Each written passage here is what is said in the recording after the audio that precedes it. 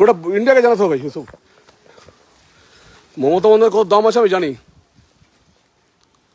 আপনাদের প্রথমে একটা অনুরোধ করছি, আজকে আমি ইলেকশন কমিশনারকে, যে এরা ইসি অফিস আমার ইভিএম অফিসের সামনে ইভিএম এর ওখানে দাঁড়িয়ে দাঁড়িয়ে ইভিএম এর বক্স ভাঙানোর চেষ্টা করছে, এবং পশ্চিমবঙ্গকে বলি এখনই এতগুলো পুলিশ দুপুরবেলাতে সমস্ত পুলিশ তার সমস্ত গাড়িপত্র নিয়ে চলে আসছে যে ওরা মেশিন চেঞ্জ করবে। আমি পশ্চিমবঙ্গের সমস্ত ইভিএম সেন্টারে সমস্ত বিজেপি কর্মী এবং ইলেকশন কমিশন অফ ইন্ডিয়ার কে অনুরোধ করছি যে শুধুমাত্র পুলিশ অফিসাররা কেন আপনার ওখানে যাবে, কেন ইভিএম এর যেখানে তালা মারা আছে সেখানে কেন যাবে? শুধুমাত্র আইসিরা এই ফোন দিয়ে হচ্ছে 1.5 লাখ 2 লাখ ভোট আসবে, তারপর আইসিওসিরা এই চেষ্টা করছে। পশ্চিমবাংলাকে আমার অনুরোধ যে প্রত্যেকটা দিল্লিকে আমার অনুরোধ যে এটা কিন্তু সব জায়গায় চেষ্টা করছে এবং এটা করার চেষ্টা করছে। অতি সত্বর এই অফিসারদের বিরুদ্ধে ব্যবস্থা নিন, কারণ ওরা কি করে যাবে। এবং সিসিটিভিটা বন্ধ করার চেষ্টা করছে, সিসিটিভিতে হাত দিচ্ছে, সিসিটিভিতে খারাপ করতে চেষ্টা করছে এসডিপিও। এখানে অ্যাডিশনাল এসপি মানে শুভেন্দুদা আপনাকে বলছি, এখানে অ্যাডিশনাল এসপি সিসিটিভি খারাপ করার চেষ্টা করছে।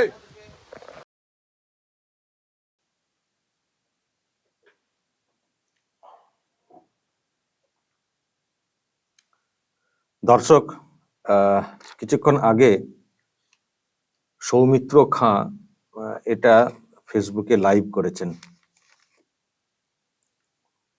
যে সিসিটিভি খারাপ করার চেষ্টা করছে আর ইভিএম বদল করার চেষ্টা হচ্ছে এই সব বলে, এবং আরো বললেন যারা রয়েছেন বিজেপির কর্মী বা নেতা, মানে যেটা আর কি বার্তা দেওয়ার চেষ্টা করলেন, যেখানে যা ইভিএম রয়েছে সেদিকে নজর রাখতে এটাও বললেন। শুভেন্দু অধিকারীর দৃষ্টি আকর্ষণ করলেন এবং ইলেকশন কমিশন অফ ইন্ডিয়া বা দিল্লি এর উদ্দেশ্যে উনি কথা বললেন।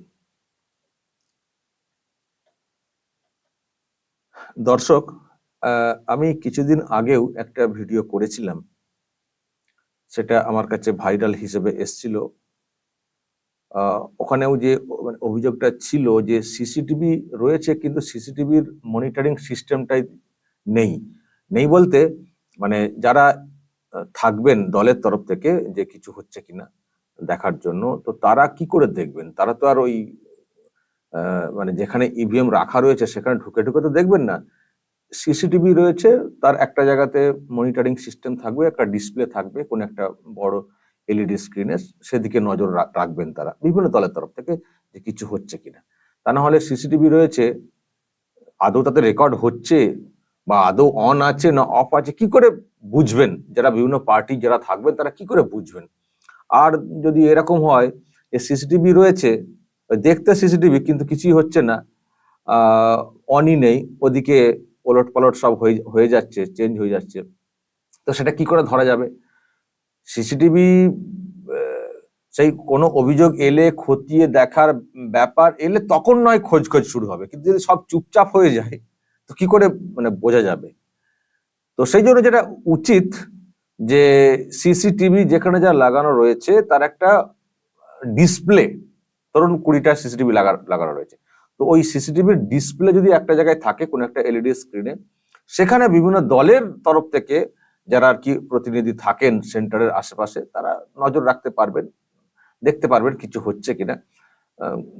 কারণ তারা তো একটা ডিস্টেন্সে থাকেন না, তারা তো ভিতরে ঢুকতে পারবেন না, একটা ডিস্টেন্সে থাকেন, তো সেই ডিস্টেন্সে যেখানে তারা থাকেন বা যত দূর দলের তরফ থেকে লোকজনেরা যেতে পারবেন সেই জায়গাতে যদি একটা মনিটরিং সিস্টেম দিয়ে দেওয়া হয়, একটা মনিটর দিয়ে দেওয়া হয় এলইডি স্ক্রিন বা বড় কিছু, তাহলে স্বচ্ছতা থাকে, মানুষের মনে যে কনফিউশন সেটাও থাকে না। এই যে ধরুন এই যে প্রশ্নটা তুলছেন সৌমিত্র খাঁ, যদি এখানেও এরকম ডিসপ্লে থাকতো তাহলে উনি এইভাবে জোর দিয়ে কথাটা বলতে পারতেন না, কারণ তখন যারা ওখানে দায়িত্বে আছেন তারা বলতে পারতেন এই তো মনিটরিং এখানে ডিসপ্লে তো রয়েছে, যদি কোথাও চেঞ্জ হয় কোনো কিছু অফ করা হয় তাহলেও দেখতে পাওয়া যাবে। ফলে সৌমিত্র খাঁ এত জোরে বলতে পারতেন না কথাটা। তো সেই যে ভিডিও আমি আপনাদেরকে দেখিয়েছিলাম, আপনারাও ওনাকে কমেন্ট করেছিলেন, এবং সেখানে দাবি উঠেছিল যে মানে সিসিটিভির একটা করে ডিসপ্লে বড় করে এই সেন্টারের সামনে স্ট্রং রুম যেখানে যা হয়েছে রাখা হোক বাইরে, যাতে সবাই দেখতে পারেন যে কিছু হচ্ছে কিনা। তাহলে স্বচ্ছতা বাড়বে, মানুষের মনের মধ্যে যে সন্দেহ তৈরি হচ্ছে সেটা হবে না। সে তো বলেছিলাম, কিন্তু এখানে তো আজকে আবার সৌমিত্র খাঁ যেটা করেছেন, লাইভ করেছেন ফেসবুকে, দেখতে পাচ্ছি উনিও তো এইসব অভিযোগ করেছেন। তাহলে হচ্ছেটা কি? এখন এসডিপিও বা এসডিও বা আরো পুলিশে যারা আছেন বা ডিএম, এই যে তাদের নামে যে এইসব, মানে তাদের সম্পর্কে যে এইসব প্রশ্ন উঠছে, মানে যে যে কথাগুলো বলা হচ্ছে এবং যেভাবে দেখানোর চেষ্টা হচ্ছে, এতে করে মানুষের মনের মধ্যেও তো একটা প্রশ্ন তৈরি হবে না, এবং একটা প্রশ্ন তৈরি হবে যে আমরা যে ভোটটা দিলাম তার ঠিকঠাক প্রতিফলন হবে তো রেজাল্টে, নাকি রেজাল্টে সব হেরফের হয়ে যাবে। একটা প্রশ্ন কেউ কেউ করেছেন এর আগে যে ইভিএম বদল করতে গেলে ইভিএম তো লাগবে, ইভিএম এক্সট্রা কোথা পাবে? এই যে ইভিএম চেঞ্জের যে গল্পটা বলা হচ্ছে, যারা আশঙ্কা প্রকাশ করছেন, আমি দেখছি ওনাকে বলেছেন আগের ভিডিওতে যে ইভিএম চেঞ্জের কথা বলছেন, এটা কি বাস্তবসম্মত? ইভিএম চেঞ্জ করতে গেলে ইভিএম তো লাগবে, তো ইভিএম কোথা পাবে এক্সট্রা? ও তো বাজার থেকে কিনে তো আর ঢুকিয়ে দেওয়া যাবে না। ব্যালট পেপার হলে না হয় ব্যালট পেপার চেপে আর ব্যালট বক্স একটা অন্যরকম ভাবে তৈরি করে দেওয়া যেত, কিন্তু ইভিএম কোথায় পাওয়া যাবে? এটা কেউ কেউ আপনারা দেখছি আগের দিনে বলেছেন। আমি শুধু বলে রাখি, ইভিএম কিন্তু এক্সট্রা থাকে, এবং এক্সট্রা থাকে বলতে ধরুন এমনি রাখতে হয়, কারণ ইভিএম তো প্রবলেম হতেই পারে না, তো সেই জন্য এক্সট্রা তো ইভিএম তো রাখতেই হয়। এখন একটা জেলার যিনি ডিইও, ডিস্ট্রিক্ট ইলেকশন অফিসার, তিনি তো জেলার হেড, প্রশাসনিক হেড যিনি, তিনি তো ডিইও হন না। ইলেকশন কমিশন তার নতুন করে লোক নিয়োগ করে না দিল্লি থেকে নিয়ে এসে। রাজ্যের যে মেশিনারি যারা ডিএম রয়েছেন তাদেরকে দিয়েই তো জেলার কাজগুলো করানো হয়, তারা তখন ইলেকশন অফিসার হয়ে যান। সরকারি মানে রাজ্যেরই অফিসার, কিন্তু ইলেকশনের সময় তারা ইলেকশন অফিসার হয়ে যাচ্ছে। তো এখন মানে এই যে এক্সট্রা যে ইভিএম গুলো রয়েছে, ইভিএম যদিও বিষয়টা সহজ নয়, চেঞ্জ করা বিষয়টা সহজ নয়, কিন্তু এই ধরনের অভিযোগ আগে উঠেছে যে এক্সট্রা যে ইভিএম থাকে সেগুলোকে মানে ঢুকিয়ে দেওয়ার একটা চেষ্টা হয়। আমি দর্শক সত্য মিথ্যা জানি না, কখনো প্রমাণ হিসেবে আমি এখনো মানে প্রমাণ টাইপের কোনো বিষয় এখনো জানি না, সবটাই অভিযোগ বিষয়গুলো আসে, সেগুলো শুনি, সেখান থেকে কথাগুলো বলছি। এই যে এক্সট্রা ইভিএম যেগুলো থাকে সেখান থেকে বদলের একটা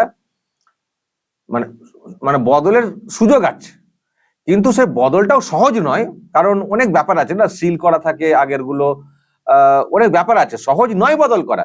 কিন্তু যেহেতু একটা জেলার দায়িত্বে যিনি থাকেন তিনি রাজ্য সরকারেরই অধীনে কাজ করা, সুতরাং তার উপরে কি চাপ, তার উপরে কি অফার বা এইগুলো ভাবায় আর কি, এবং সেই জন্য তিনি কি সেটা করতে পারেন, আর সেটা করতে গেলেও একটা সমস্যা আছে, অবশ্যই সমস্যা আছে, কারণ ডিও ডিএম তারা তো নিজে থেকে গিয়ে তো বদলাবেন না, তাদেরকে তো কারো না কারো উপরে নির্ভর করতে হবে, ডিরেকশনটা দিতে হবে কাউকে না কাউকে, নিজে তো আর বদলাবেন না। তো এই যে কাউকে বলা, এবার সেখান থেকে আরো অনেকের ইনভলভমেন্ট থাকবে, ইভিএম নিয়ে আসা, ভিতরে ঢোকানো, অন্তত 5 জন 10 জন 20 জন লোক তো জানবেন। তো ডিওদেরও তো একটা ভয় থাকবে যে এত লোক তো জেনে যাচ্ছেন যে এরকম বদলাচ্ছে, যদি সেখান থেকে কিছু প্রমাণ বাইরে চলে আসে তখন কি হবে? সুতরাং তারও যে ভয় নেই তা নয়, যারা ডিস্ট্রিক্টে থাকেন, যারা ডিইও থাকেন, তাদের যে ভয় নেই তা নয়, ফলে সহজ নয় বিষয়টা চেঞ্জ করা। কিন্তু প্রশ্ন তৈরি হচ্ছে এই জন্য যে এই স্বচ্ছতার অভাব নিয়ে, এই যে সিসিটিভি খুলে নেওয়া, সিসিটিভি বন্ধ করে দেওয়া, একটা প্রপার মনিটরিং সিস্টেম বাইরে না রাখা, এই সব থেকে প্রশ্নগুলো তৈরি হচ্ছে। এদিকে ইভিএম তো এক্সট্রা রাখতেই হয়, ইভিএম খারাপ, মেশিন খারাপ হতেই পারে, সেজন্য ইভিএম তো এক্সট্রা রাখাই হয়। তো সেখান থেকে প্রশ্ন অনেকে তুলছেন, তাহলে ওইখান থেকে তো চেঞ্জ করে দিতেই পারে, যেগুলো এক্সট্রা থাকে সেগুলোই পরে ফিট করে, নানান সব প্রশ্ন আর কি মনের মধ্যে তৈরি হচ্ছে। আমি আবার বলছি, আমি কখনো এইরকম প্রমাণ স্বরূপ চেঞ্জের কিছু রিপোর্ট আমার নজরে আসেনি, যেগুলো এসছে সবটাই কিন্তু অ্যালিগেশন, অভিযোগের ব্যাপারে, এবং রেজাল্টের পরেও মানুষের মনে একটা ধারণা থেকে গেছে, যেমন 21-এর ভোটের রেজাল্টেও সেই ধারণা থেকেছিল যে ইভিএম বদল হয়েছে, ও ঠিক করে দেখেনি বিরোধীরা, হয়ে গেছে অতি উৎসাহে, বিরোধীরা ভেবেছিল যে নিশ্চিত জয়, সেই জন্য তারা নজর দেয়নি, মাঝখানে অনেক ইভিএম বদল হয়েছে, আবার কাউন্টিং এ অনেক সব হেরফের করা হয়েছে, এজেন্টদেরকে পারচেস করে নিয়ে, এজেন্টদের কোথাও এজেন্টদেরকে ভয় দেখিয়ে, এইসব প্রশ্ন ছিল, কিন্তু সবটাই ওই রকম মানুষের মনে ধারণা, আন্দাজ। তো এবারেও এইসব অভিযোগ উঠছে, সৌমিত্র খাঁও এইসব বলছেন এখন এর কতটা সত্য মিথ্যা আছে সেটা আমি তো বলতে পারবো না, তবে এইগুলো উদ্বেগ তৈরি করে, এটা বলার কিন্তু কোনো অপেক্ষা রাখে না। এইসব কথাগুলো, ধরুন সৌমিত্র খাঁ উনি হচ্ছেন একজন বিদায়ী এমপি, একেবারে এলিতেলি কেউ লোক নন যে হঠাৎ করে অন্য একটা কোনো এজেন্ট বলছেন, সাধারণ কোনো লোক লোক বলছেন। একজন বিদায়ী এমপি তিনি বলছেন ফেসবুক লাইভ করে। সুতরাং তারা ইলেকশন সিস্টেমে অনেক দিন ধরে রয়েছেন, ইভিএম এর ইলেকশনে তারা অনেক দিন ধরে রয়েছেন। সুতরাং তারা যদি এইসব নিয়ে প্রশ্ন তোলেন, মানুষের মনে কিন্তু একটা ধারণা তৈরি করে, একটা সন্দেহ তৈরি করে, একটা বিশ্বাস জন্মায় এইসব বিষয়ে। তো সেই জন্যই বলছি, সৌমিত্র খাঁ তো এইসব যা বললেন আপনারা তো শুনলেন। তো জানি না এর বাইরে কি হচ্ছে। আর অনেক জায়গায় তো ভোট হয়ে গেছে, আর একটি দফার ভোট বাকি রয়েছে, 1 জুন হবে সেই ভোটটা। তো আমি প্রথম থেকে যে কথাটা বলে আসছি যে মানুষ এবার কিন্তু খুব ভালো ভোট দিয়েছেন, ভোটের পরিবেশ ভালো ছিল, মানুষ কিন্তু ভালো ভোট দিয়েছেন, কিন্তু রেজাল্ট কি সেই অনুযায়ী হবে? স্ট্রং রুম ঠিক রাখা বা কাউন্টিং দিনের পরিবেশ ঠিক রাখা, এজেন্টদেরকে শক্তভাবে রাখা, এগুলো সব করে ঠিক মতো করে কাউন্টিং হবে তো? যদি না হয় তাহলে সব বেকার হয়ে যাবে। মানে ভোট মানুষ দিলেন কিন্তু রেজাল্টটা এলো না, এটা আমি বলেই আসছি। তো এখন এরই মধ্যে এই যে বিষয়গুলো যেগুলো সামনে আসছে, উদ্বেগ বাড়াচ্ছে যে তাহলে যখন একজন বিদায়ী এমপি এই ধরনের অভিযোগ করছেন, তো তাহলে কি বিষয়টা হচ্ছে। তবে আমি আবারও বলবো, শেষে সহজ কিন্তু নয় ইভিএম চেঞ্জ করা, কিন্তু তবুও সৌমিত্র খাঁয়ের মতো লোক যখন বলছেন, ভাবাচ্ছে, এটা বলার কিন্তু কোনো অপেক্ষা রাখে না। আরেকটি দফার ভোট রয়েছে, তবে একটা কথা বলবো, কিছু কিছু জায়গা থেকে হয়তো এই ধরনের অভিযোগ আসছে, কিন্তু এটা ভেবে নিয়ে যে দফার ভোটটা বাকি রয়েছে, শেষ দফার, এইরকম কেউ ভাববেন না তাহলে আর ভোটটা দিয়ে কি হবে। ওই তো শুনছি সৌমিত্র খাঁ তো এরকম বলছেন, তাহলে আর ভোট দিয়ে কি লাভ, রেজাল্ট তো ওদেরই হয়ে যাবে। এইরকম ভাববেন না সৌমিত্র খান বলুন, যেই বলুন, মানে এইরকম ভাববেন না, ভোট আপনারা দেবেন।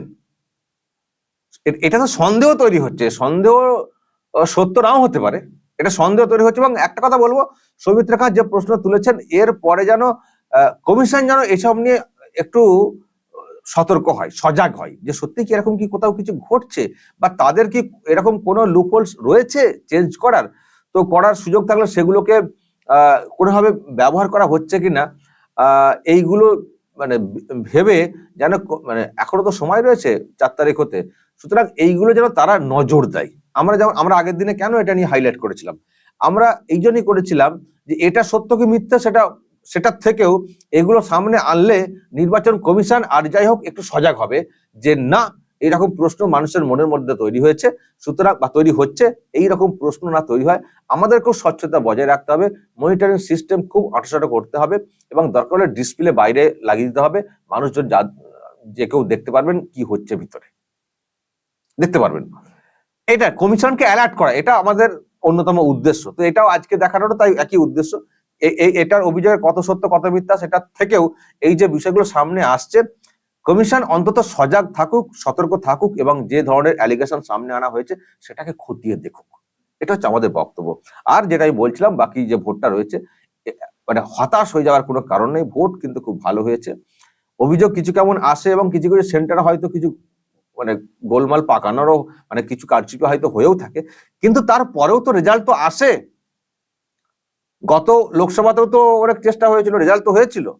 বিধানসভাতেও হয়তো আশা অনুরূপ রেজাল্ট হয়নি, কিন্তু তাও বিরোধীরা তো বেশ, মানে বিজেপি তো বেশ সংখ্যায় এমএলএ তো পেয়েছিল। সুতরাং এত হতাশ হয়ে যাওয়ার কোনো ব্যাপার নেই, সতর্ক থাকবেন, ভোট দেবেন। আর যেখানে স্ট্রং রুম হচ্ছে সেই এলাকাতে যাদের বাড়ি, তারাও একটু খোঁজ খবর রাখবেন, মনিটরিং সিস্টেম চালু হয়েছে কিনা, কোনো কারচুপি হওয়ার চেষ্টা হচ্ছে কিনা, এইসব দিয়ে খোঁজ খবর রাখবেন, সতর্ক থাকবেন। কিন্তু হতাশ হয়ে পড়ার কোনো কারণ নেই, কারণ মানুষ কিন্তু এবার প্রচুর প্রচুর ভোট দিয়েছেন। সুতরাং 4 তারিখের রেজাল্ট পর্যন্ত সকলকে অপেক্ষা করতে হবে, তারপর তো যা ধারণা যা ভাবনা বিশ্লেষণ সে তো আপনারা করবেনই। কিন্তু এখন এই মুহূর্তে এটাকে নিয়ে চিন্তিত হয়ে ভোট কেন্দ্রে যাব না, লাস্ট দফাতে, এরকম ভাবনায় কেউ ভাববেন না, বা কাউন্টিং এর দিনে কাউন্টিং সেন্টারে যাব না, কি হবে গিয়ে, ওই তো ওরাই জিতবে, এরকম ভাববার কিন্তু কোনো কারণ নেই। অভিযোগ থাকলেও কমিশন নিশ্চয়ই সতর্ক হবে, আরো এটুকু আশা করি, সেই আশা থেকে বলতে পারি। আর আপনারাও আশা ছেড়ে দেবেন না, 4 তারিখে সেন্টারে থাকবেন, আঁটো সাঁটো ভাবে থাকবেন, থেকে শেষ দেখে তবে ছাড়বেন, এটা কিন্তু আমার বলার। দর্শক যদি কিছু বলার থাকে এই নিয়ে অবশ্যই বলবেন, কমেন্ট বক্সে নজর রাখবেন আরামবাগ টিভিতে।